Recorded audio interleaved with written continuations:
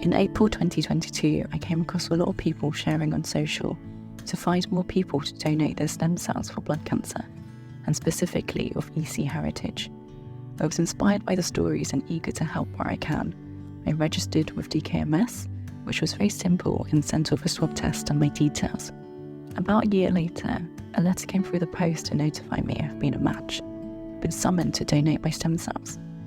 I felt very emotional receiving this letter and was eager to get started with the process instantly. I was unsure on what came next, but shortly I got a call from DKMS to talk me through the donation process and the steps to donation day.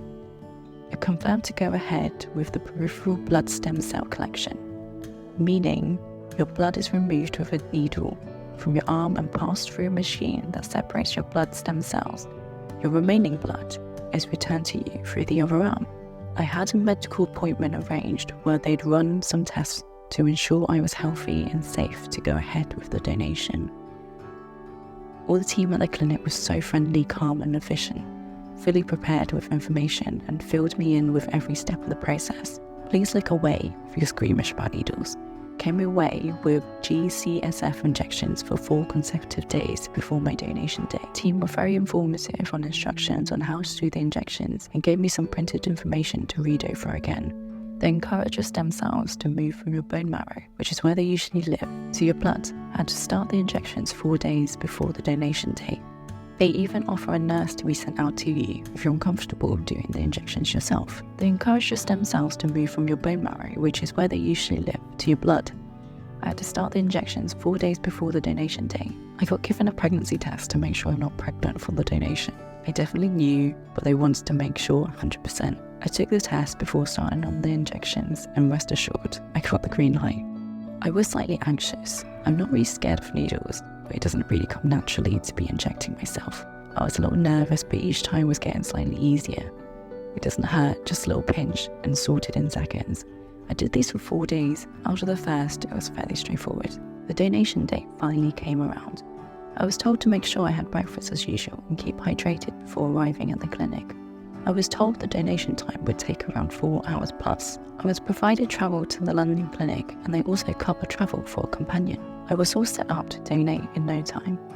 It was a little nerve-wracking, but Melissa, who was looking after me for the donation time, kept me informed and calm on every part of the process. I really appreciated knowing what was happening, and she was always checking in if I was okay.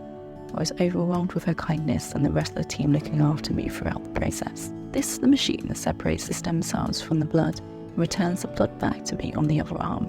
It shakes around, and Melissa jokes that it looks like a washing machine.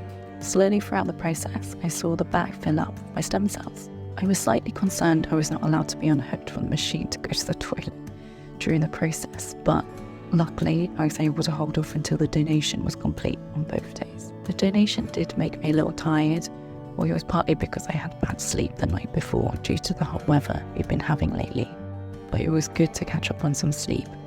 When I woke up, it was lunchtime. Mike accompanied me the first day, which was great for extra support. Lunch was provided and even had salted caramel ice cream, which was a little perk. I had a buzzer in case I needed assistance, which was reassuring, but I didn't need to use it at all. I was given a stress ball shaped like a bone to squeeze to keep my veins pumping. I was surprised how much I needed to do it throughout the process. My wrists were aching slightly. Could have worked out my wrist before the donation. After around 5 hours, the machine was finishing up. Melissa was given the go-ahead to unattach me from the machine. It was gently removed and all patched up with little plasters. I waited to get my stem cells counted, and I was called back for the second day as there was not enough stem cells collected on the first day. At first, I was quite emotional to go through it all again, but when I came back the next day, I was all set up and there was nothing to worry about, and it was as seamless as before. I caught up with podcasts and had some naps, and before I knew it, the donation process was all complete. Sat for a little bit to make sure I was good to go, and then I was good to go.